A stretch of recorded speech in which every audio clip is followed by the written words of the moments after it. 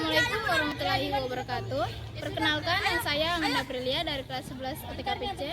Saya mendapatkan tugas tentang pelajaran komunikasi kantor dan saya akan menjelaskan tentang fungsi komunikasi dan komponen komunikasi. Fungsi komunikasi memiliki beberapa fungsi menurut Scott dan Michel, yaitu fungsi kontrol motivasi. Komunikasi memiliki beberapa fungsi menurut Scott dan Michel, yaitu fungsi kontrol motivasi emosi serta informasi. Berikut penjelasan terkait fungsi menurut Scott dan Michel, emosi serta informasi. Berikut penjelasan terkait fungsi menurut Scott dan Michel.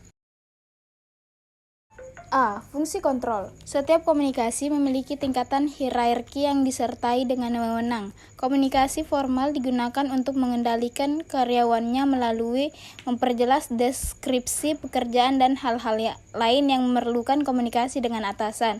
B. Fungsi motivasi. Fungsi ini dilakukan dengan memberikan umpan balik kepada bawahan tentang pekerjaan yang telah dilakukan. Misalnya, tingkat kualitasnya dan hal yang dapat dilakukan untuk meningkatkan kinerja di masa depan. C. Fungsi emosi. Pada dasarnya, salah satu tujuan bekerja adalah menjalin interaksi sosial. Salah satu bentuk interaksi sosial adalah melalui komunikasi. Artinya, setiap anggota organisasi dapat mengekspresikan emosi yang dirasakan. D. Fungsi informasi. Fungsi ini berkaitan dengan memfasilitasi pengambilan keputusan yang dapat dilakukan oleh manajemen. Dengan mentransfer data dan pilihan alternatif, individu atau organisasi akan lebih mudah dalam mengambil keputusan. 4. Komponen komunikasi. Dalam komunikasi terdapat 5 unsur yang merupakan satu kesatuan utuh. Komunikasi tidak akan terjadi apabila salah satu dari kelima unsur tersebut tidak terpenuhi. Oleh karena itu, kelima komponen komunikasi tidak dapat dipisahkan dan saling berhubungan erat. Artinya, komunikasi dapat dikatakan berhasil atau tidak, ditentukan oleh kelima komponen tersebut. Kelima unsur yang dimaksud yaitu pengirim berita atau komunikator, bentuk berita atau mission, penerima berita atau komunikan, media komunikasi, serta umpan balik atau feedback. Berikut penjelasan terkait 5 komponen dalam komunikasi.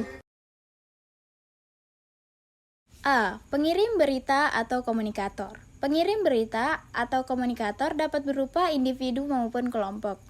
Pihak komunikator atau pengirim berita harus memiliki kemampuan dalam menyampaikan pesan kepada penerima pesan, sehingga pihak penerima pesan mampu menerima pesan tersebut dengan cepat dan mudah.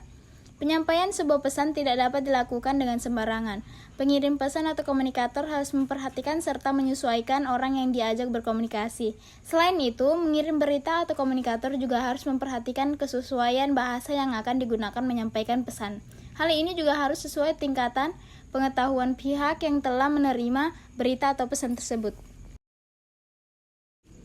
B. Bentuk berita atau mission.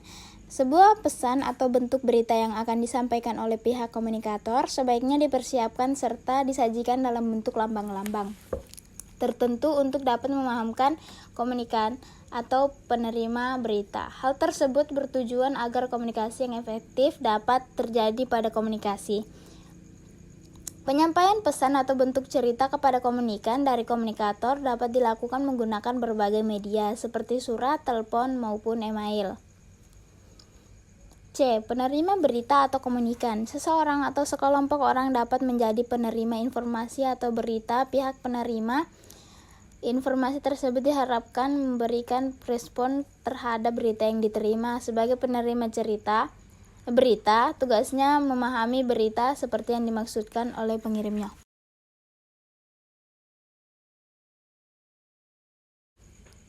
D. Media komunikasi. Media komunikasi diartikan sebagai sebuah alat yang digunakan dalam proses komunikasi sesuai karakteristik berita, penerima berita, dan situasi serta kondisi saat komunikasi terjadi.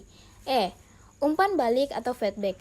Tanggapannya yang diberikan oleh penerima berita disebut respon atau umpan balik. Melalui respon tersebut, pihak yang menyampaikan pesan dapat mengetahui berita yang dikirim telah diterima dan dipahami oleh penerima atau tidak. Dengan respon atau umpan balik dari penerima, terjadi interaksi komunikasi dua arah. Sekian penjelasan dari saya tentang fungsi komunikasi dan komponen komunikasi.